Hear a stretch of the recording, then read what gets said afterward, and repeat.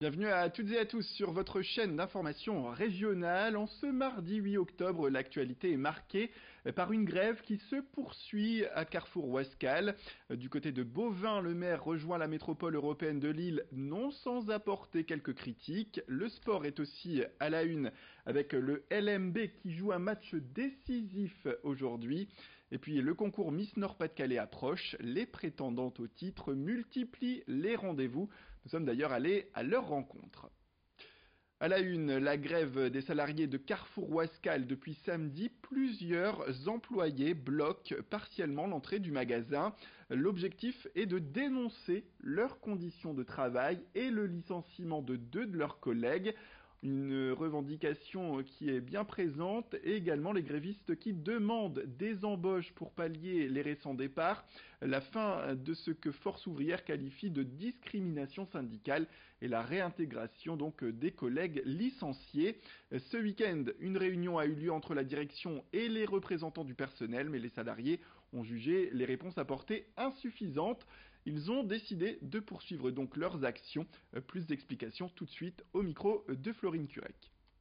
Ça fait 4 mois où il y a une vraie chasse aux syndiqués FO. Donc on a essayé de se faire entendre auprès de la direction. Il y a eu des licenciements abusifs.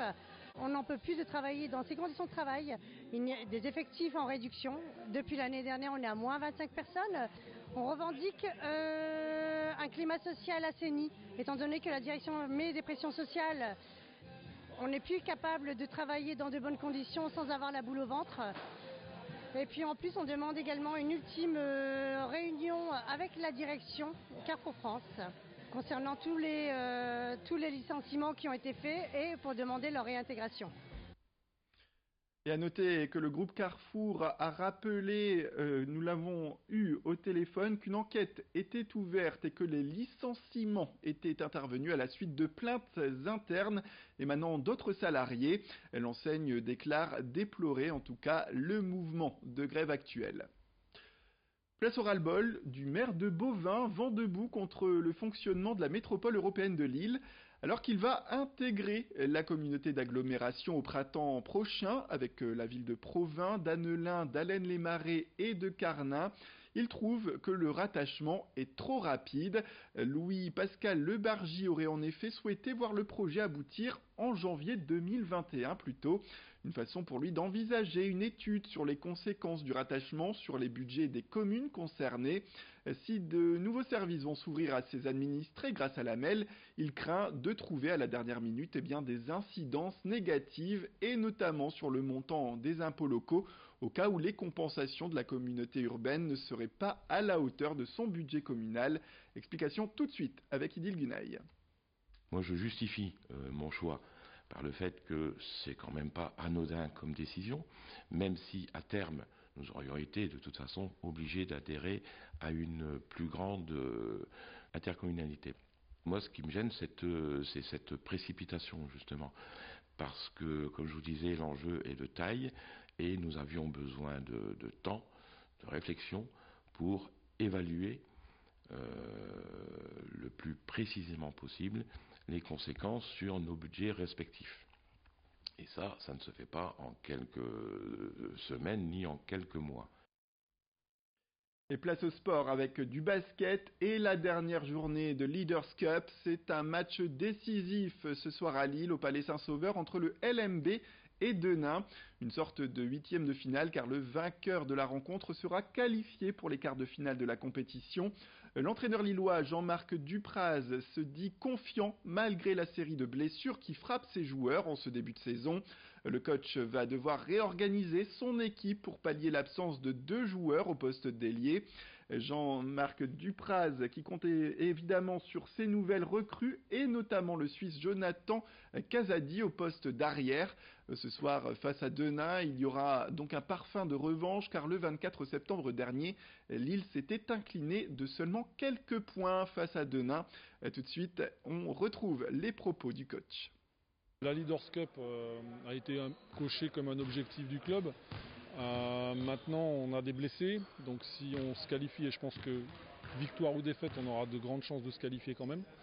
parce qu'on a battu Saint-Quentin 2 fois de 35 points, donc je pense que goal average on sera repêché si on perd. Si on gagne, on sera qualifié. C'est un objectif, maintenant ça nous prendra beaucoup d'énergie aussi. Il va falloir concilier championnat et Leaders Cup, on essaiera de faire au mieux. C'est un derby, donc c'est toujours un match un peu particulier, que ce soit pour les spectateurs, pour les joueurs, pour tout le monde. Peu importe la compétition, quand c'est un derby, voilà, il y a toujours un petit peu plus de ferveur. Qui succédera à Annabelle Varane, élue Miss Nord-Pas-de-Calais l'année dernière. 20 candidates sont en tout cas en liste pour décrocher la couronne régionale. L'élection de Miss Nord-Pas-de-Calais se déroulera, on le rappelle, ce samedi à Orchy au Davo-Pével Arena. Ce sera en présence de Vaimalama Chavez, la Miss France 2019. Toute la semaine, les Miss enchaînent les répétitions, les défilés, une semaine rythmée qui laisse tout de même la place à des moments de détente, notamment à l'école Académie Beauté à Lille, où les candidates se sont faites masser, maquiller et coiffer. C'était ce mardi matin. Nous sommes allés les retrouver en pleine séance de détente. Vous allez les écouter tout de suite. Le stress commence légèrement à monter, mais bon, après on est quand même dans un bon état d'esprit. Là, ça permet justement de se détendre et parce qu'on a une semaine très chargée, ça permet justement de relâcher un petit peu avant les grosses répétitions qui vont arriver cette semaine.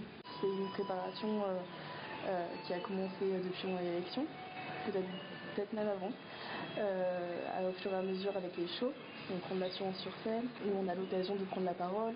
Donc ça nous fait prendre confiance en nous. Alors moi j'attends l'élection de passer des super bons moments avec mes copines, puisque c'est des copines, donc maintenant.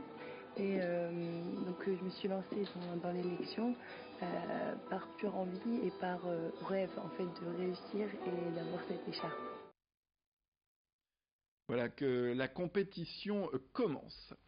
C'est la fin de cette édition. Merci à toutes et à tous de nous avoir suivis. Restez avec nous, l'information continue tout de suite après le jingle. Retrouvez toutes vos prévisions météorologiques.